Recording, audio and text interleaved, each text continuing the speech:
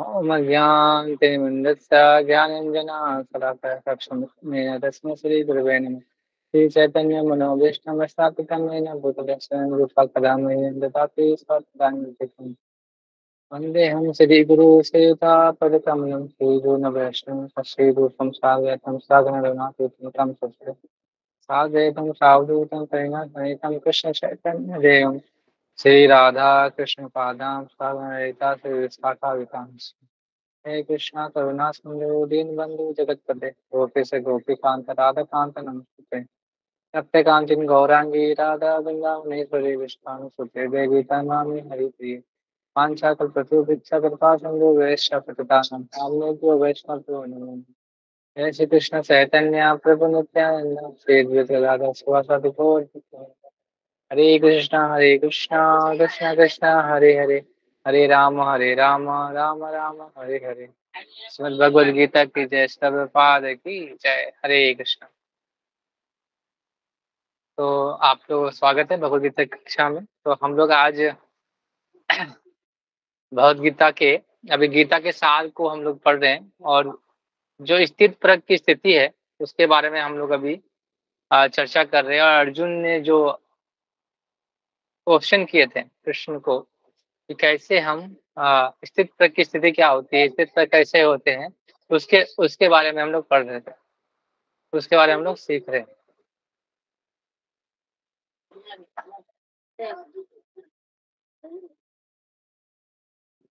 एक सेकंड, हरे कृष्ण। और दरवाजा दरवाजा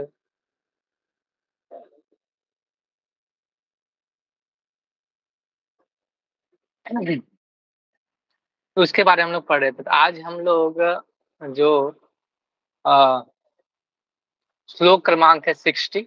और इससे पहले हम लोगों ने देखा कि अब कि इससे पहले हमने देखा कि इंद्रियों को कैसे वश में रखने के रखा जा सकता है। और जो देहधारी जीव है, जो इंद्रिय भोग के निवृत्त होने के बावजूद भी अगर फिर भी वो इच्छाएं उनको क्या रख सकते हैं, जगड़ के रख सकते हैं, उनसे कैसे निकला जा सकता है।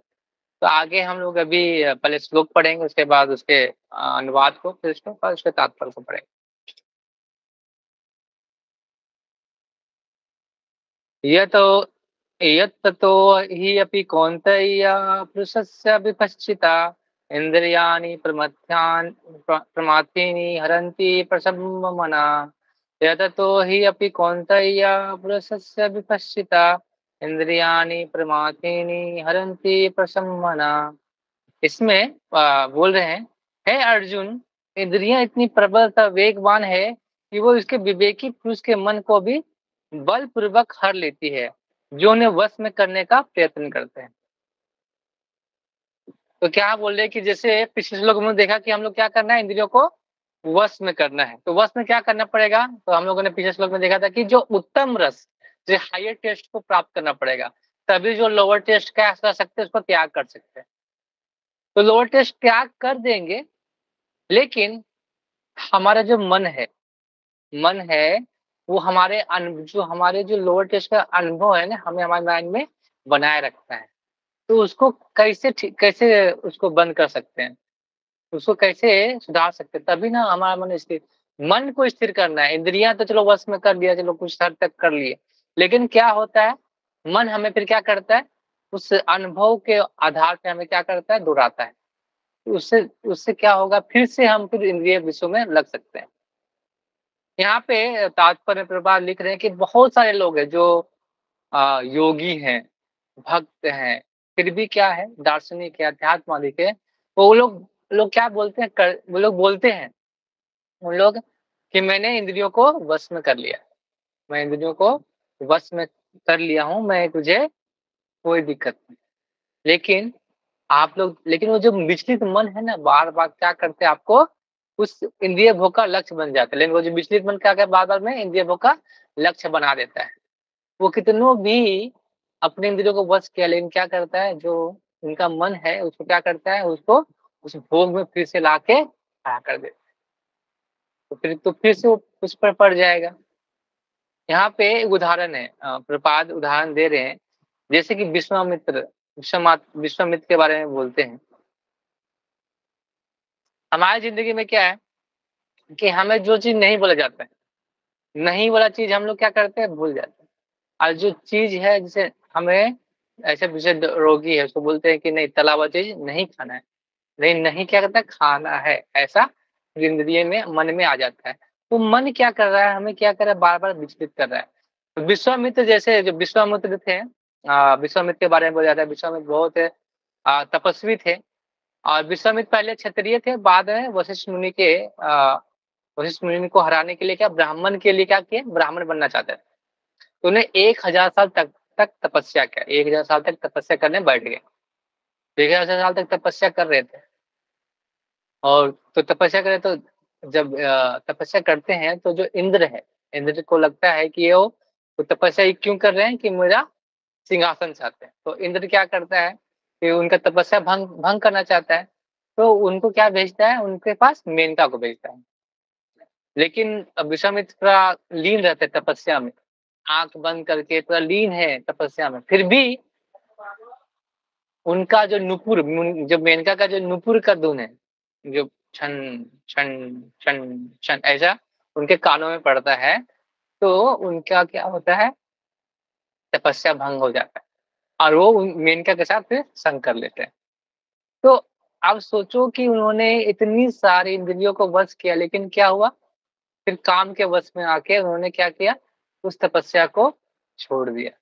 तो ऐसे बहुत सारे उदाहरण हैं, भागवतम में भी है भागवत में बहुत सारे ऐसे उदाहरण हैं, जिससे हम समझ सकते हैं कि कोई अगर इंद्रियों को वश कर लिया तो ऐसा नहीं कि स्थित-प्रज्ञ हो गया। उसको क्या करना पड़ेगा? मन को भी स्थिर करना पड़ेगा। तो मन के स्थिरता के बारे में क्या करना है? भगवान भक्त कैसे कर सकते हैं? सबसे पहले क्या? कृष्ण भक्ति करना पड़ेगा। जैसे ये तो हो गया विश्वामित्र की कहानी कि वो उन्होंने तपस्या की और बाद में जब मेनका के द्वारा उनकी तपस्या को भंग कर दिया गया। उसी प्रकार शिला हरिदास ठाकुर के बारे में बोला जाता है। वो भी 24-25 साल के क्या थे? व्यक्ति थे। तो उनको उनको तपस्या को भंग करने के लिए क्या किया गया? तपस्या को भंग करने के लिए उनको क्या बोला गया? उनको वेश्या भेजेगी। किसके द्वारा? रामचंद्र खान के द्वारा। तो यही तो बोला जाता है कि देखो कि पहले नाम भी क्या था? रामचंद्र खान, मतलब ऐसे वर्णन है चैतन्य चरितमृत में कि उनका नाम था रामचंद्र खान। तो वो क्या थे? उन्होंने उसको क्या करना चाहते थे? उसको उसको भी भंग वो सोचते थे कि ये इतना तपस्या कर रहा है, इतना तपस्या कर रहा है, इतना तपस्या कर रहा है और ये तपस्या करके क्या करेगा? सब लोगों को इसे भक्त बनाने की कोशिश करे। तो वो चाहते थे कि उसका तपस्या इसीलिए वो वेश्या को भेजते हैं। तो वेश्या को भेजते हैं तो वेश्या को भेजते हैं तो क्या शिला हरिदास ठाकुर सिर्फ जप करते हैं, हरिनाम का जप करते हैं। रोज रात को 3 लाख रोज दिन में वो क्या करते हैं, 3 लाख माला करते हैं। तो माला तो वो वैसे जाती है तब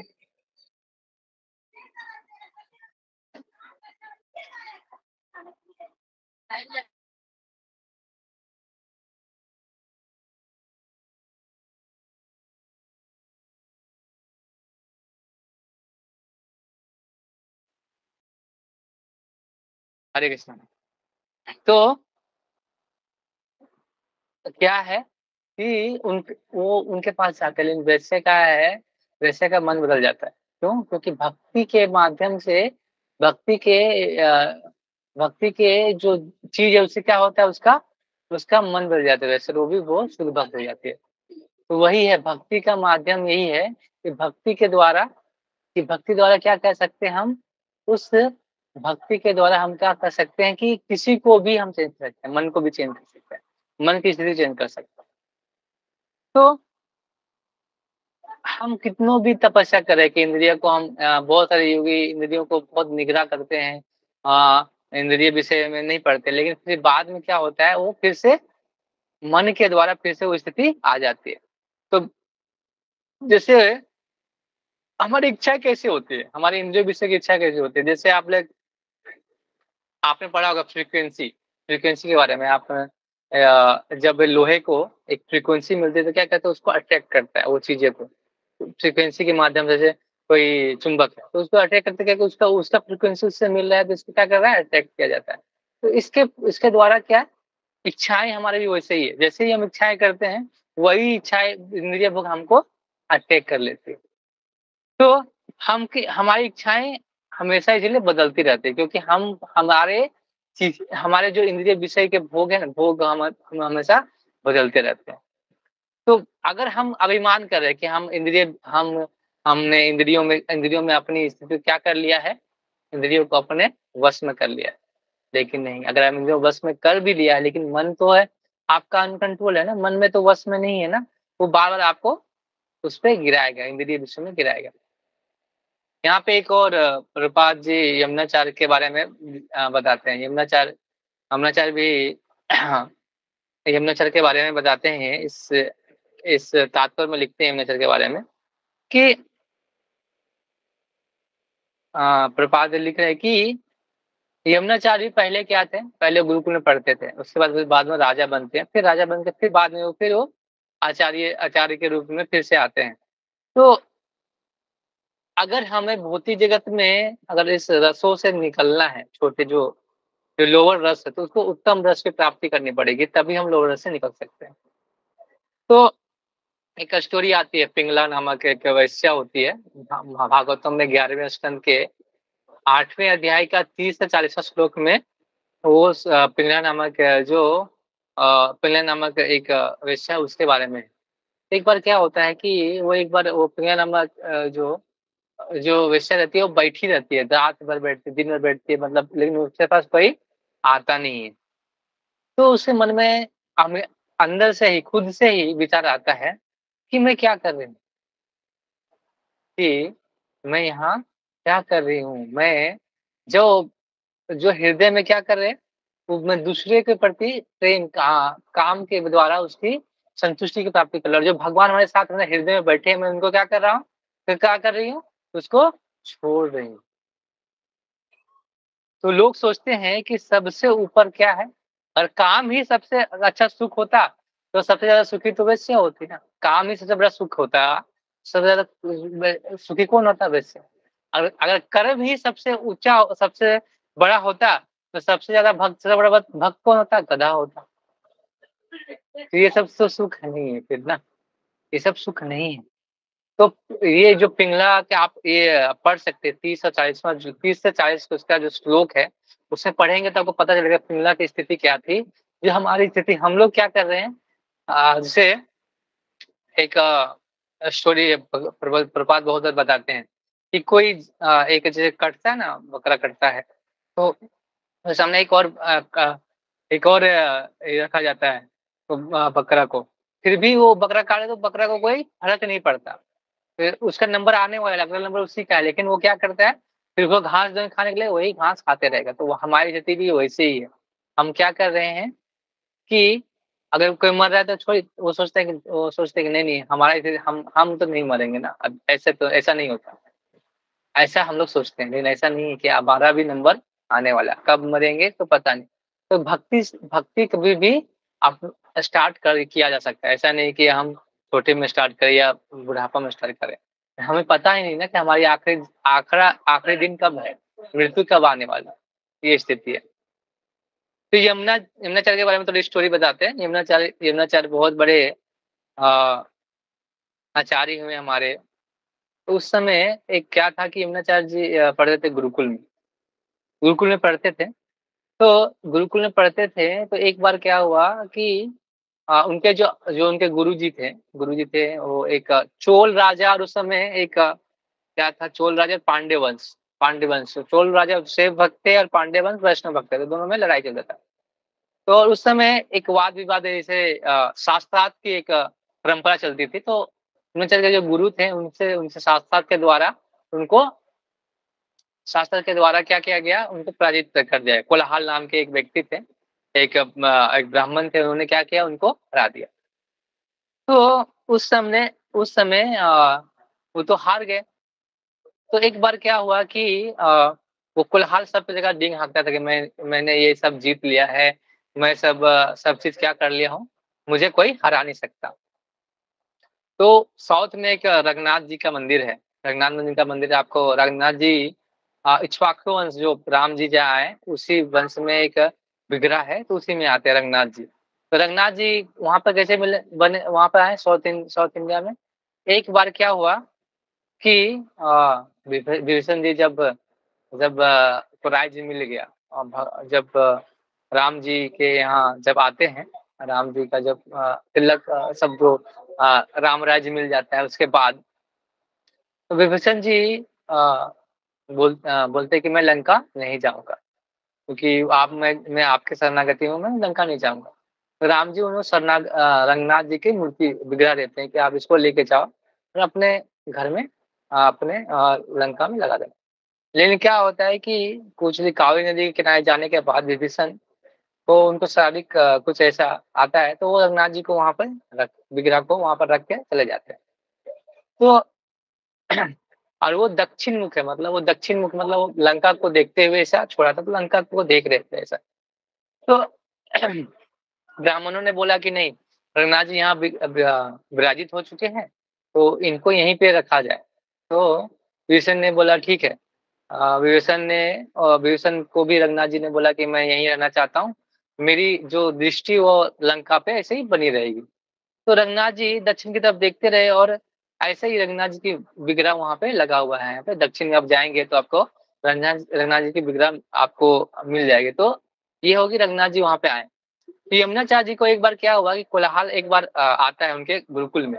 उस समय यमुनाचार्य जी गुरुकुल में पढ़ते हैं, तो कोलाहल आता है, वहाँ पे बोलता है कि मैंने तुम्हारे गुरु को ही हरा दिया। तो वो आके पूछता है तुम्हारे गुरु कहाँ है? तो लोग बोलते हैं गुरु अब तो है नहीं, बच्चे लोग बोल देते। तो यमुनाचार्य जी को ये होता है कि कोई अगर गुरु का आपको कोई क्या करे, कोई गुरु का अपमान करे, अपराध करे, तो तुरंत हमें उस पे एक्शन ले सकते हैं, क्योंकि गुरु की हमें निंदा कभी सुननी नहीं चाहिए। तो यमुनाचार्य ने बोल दिया अगर आपने मेरे गुरु को मैं तो आपको हरा दूंगा, ऐसा वो बोल दिया ऐसा करके। तो वो बोले वो छोटा बच्चा से वो कोलाहल को बहुत यही लगा कि नहीं तुम हरा सकते हो मुझे? हाँ, मैं हरा सकता हूँ। तो ब्राह्मणों वो लोगों ने भी बोल दिया ठीक है। कोलाहल को बहुत क्या था, घमंड था, गर्व था अपनी शिक्षा पे। तो उन्होंने बोला चलो ये यमुनाचार्य से तुम लड़ के देखो। तो यमुनाचार्य जैसे अगर यमुनाचार्य हार भी गया तो क्या होगा, बच्चा तो हार गया। अगर ये हरा दिया उनको तो क्या होगा, उनकी घोर बेइज्जती हो जाएगी। तो यमुनाचार्य ने बोला कि मैं आपके यहाँ जाऊँगा, लेकिन एक स्थिति है। यमुनाचार्य जाऊँगा लेकिन मैं जाऊँगा ऐसे पूरे क्या में हाथी में जाऊँगा और मेरे सारे साथी जाएँगे। बोला ठीक है, तो वो पूरा हाथी में बैठ के जाते हैं, तो उनको सब देखते हैं तो उनका चेहरे में तेज होता है। सब देख के बोलते हैं हाँ, ये इसको हरा सकता है कोलाहल को। तो एक बार जो राजा और रानी रहते हैं, तो रानी बोलती है इसके मुख में तेज है, ये हरा देगा कोलाहल। तो राजा बोलता है नहीं, नहीं हरा सकता। तो राजा-रानी में भी लग जाता है। राजा बोलता है अगर ये हरा दिया तो मैं आधा राज्य इसको दे दूँगा। तो ये रानी बोला ठीक है। रानी और राजा में शर्त लग गई। तो कोलाहल और अम्नाचार्य में पूरा क्या हो गया अ, साथ-साथ चलने लगा। तो कोलाहल ने कुछ क्वेश्चन किए, उन्होंने जवाब दिया। तो और ये यमुनाचार्य जी ने भी 3 सवाल किए। ये 3 सवाल मैं करूँगा और 3 सवाल में वो 3 सवाल आपको उसके बारे में आपको बताना है। तो पहला सवाल उन्होंने किया था कि आपकी माँ बांझ है, इसको सिद्ध कीजिए। तो वो तो अपने माँ का एक बेटा था, तो वो कैसे बांझ हो सकती है? तो इसके एक सवाल बोला, तो ये सवाल बोला ठीक है, इस सवाल का जवाब मैं सिद्ध नहीं ये तो सिद्ध नहीं कर सकता। फिर दूसरा सवाल पूछा। दूसरे सवाल में उन्होंने पूछा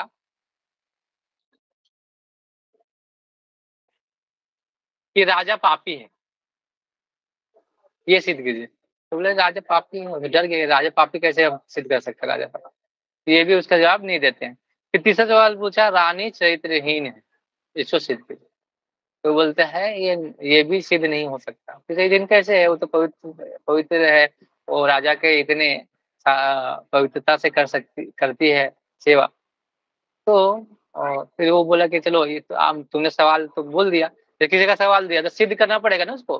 तो यमुना चाहिए सिद्ध करते हैं कि मनु संहिता में लिखा गया है, कोई भी अगर माँ का एक पुत्र है तो वो बांझ ही होती है, एक ही पुत्र अगर किसी का होता है। तो ये मनुष्य संहिता में ऐसा लिखा है। और दूसरा है राजा पापी है। तो इसका एक उसमें हम लोगों ने सुना भी होगा कि 1/6 जो पाप है ना, पूरा जो प्रजा का पाप, वो राजा को लगता है।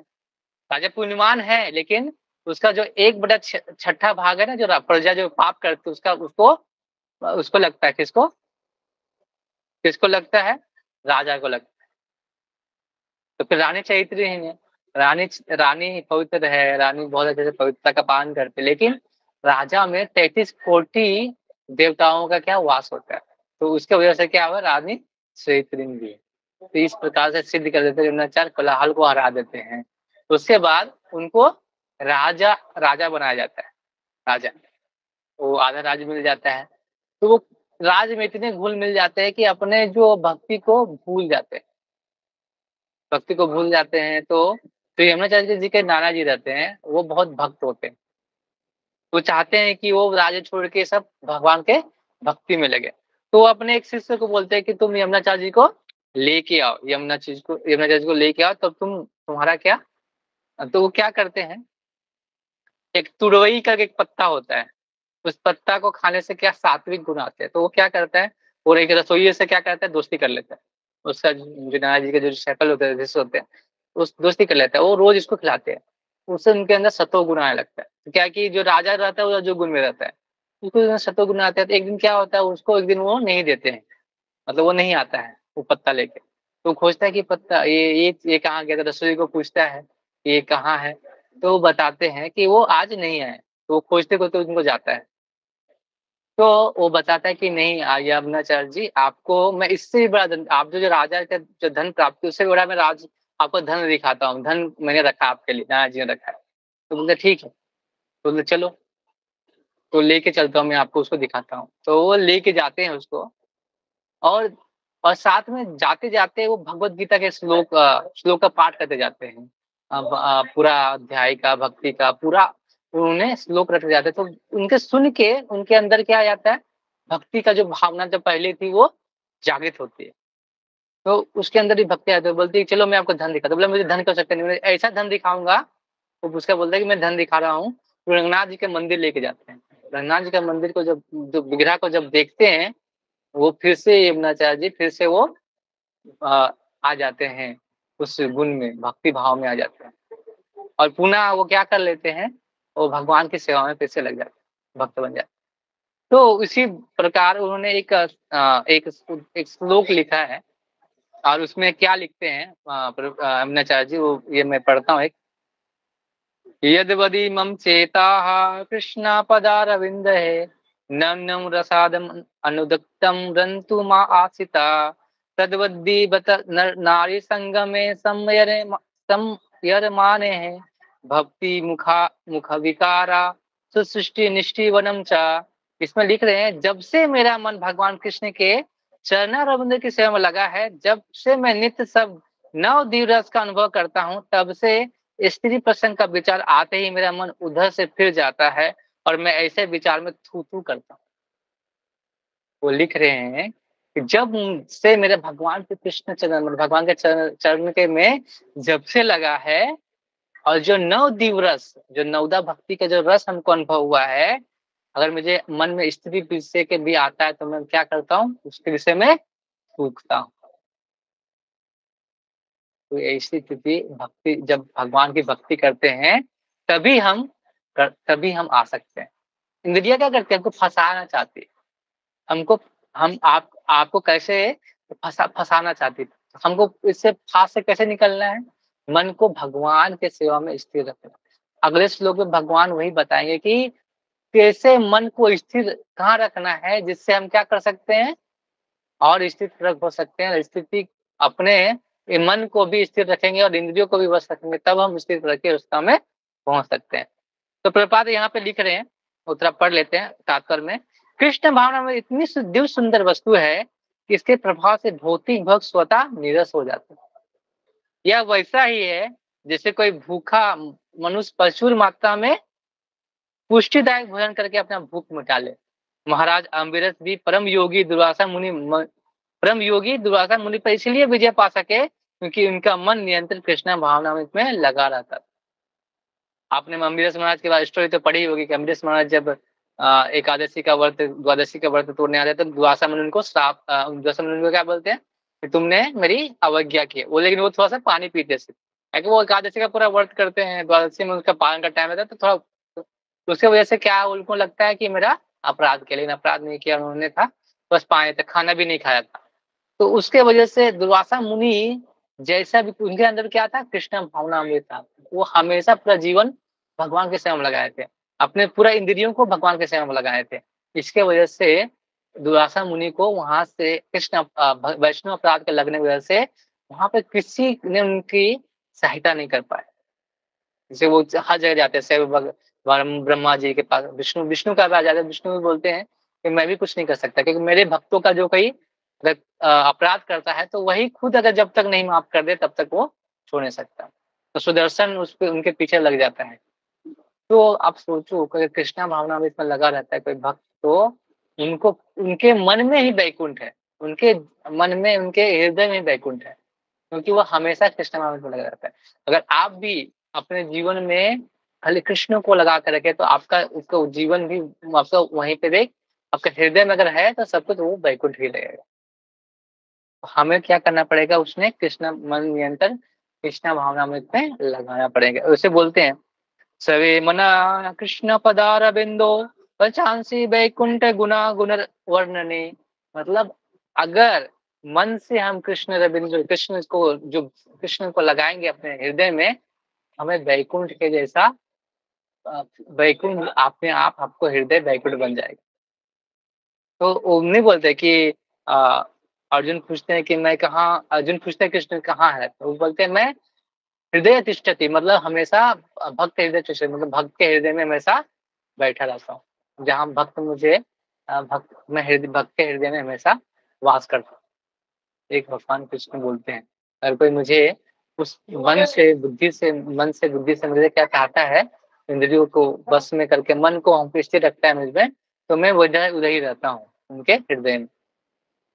तो हमें भी जो इंद्रियों को जो फांस है उससे निकलना पड़ेगा, और निकलने का एक ही रास्ता है, बस मन को स्थिर करके भगवान के भक्ति में लगाना। तो ऐसा नहीं होगा कि एक दिन में हो जाए, एक माला करेंगे तो हमारी इंद्रिय बस में आ जाएगी, नहीं होगा। हमें प्रयास करना है, माला जप करते रहना और बढ़ाते रहना है, जिससे हमारी इंद्रिया मन में, हमारे मन में भगवान की, भगवान के मन मतलब मन हमारा भगवान में स्थिर हो जाए। तो यही कृष्ण अर्जुन को ऐसी स्थिति बताता। अगले श्लोक में वो स्थिर कैसे रखा जाए, उस मन को वहां पे कैसे रखेंगे, उसके बारे में भगवान चर्चा करेंगे। हरे कृष्ण। बहुत बहुत धन्यवाद। आपका कोई क्वेश्चन है तो आप पूछ सकते हैं।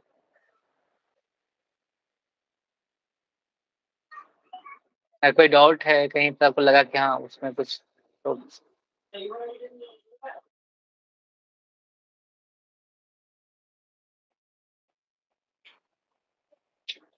Yes Madhuri. Hare Krishna Prabhu, not able to hear you, and voice is also cracking in between.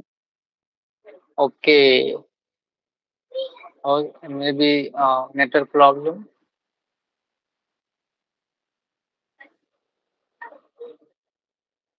हरे कृष्णा। और किसी को सवाल है?